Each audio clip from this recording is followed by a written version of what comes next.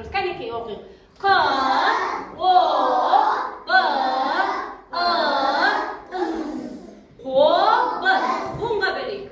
Қобыз. Қанша буынға бөлінді? 2 буынға бөлінді. Қанша дыбыс естідік? Q, O, B, I, қанша дыбыс естідік? 2 дыбыс естідік. Қанша әріп бар екен? 5 әріп бар екен. Жақсы. Балалар, бізге қонақ келе жатқан сияқты. Кәнекей қонағымызды қарсы алып алайықшы.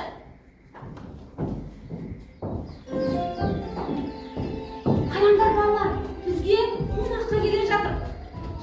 Қараңдар. Сәлематсыңдар ма балалар?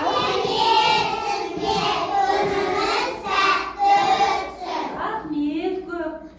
Балалар, мына жақта сендер мен туралы айтып жатырғандарыңды естіп қалып, сендерге қонаққа келдім.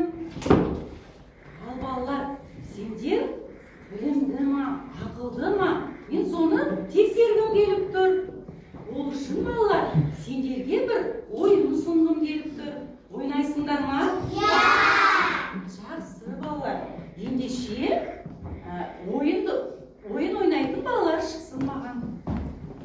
Кім ойнайды ойынды? Кәне, кім ойын ойнағысы келеді? Кәне, ортаға шығаршы. Сарғыш балалар. Кәне, мен сендерге ойынның шартын түсіндіріп жіберейін.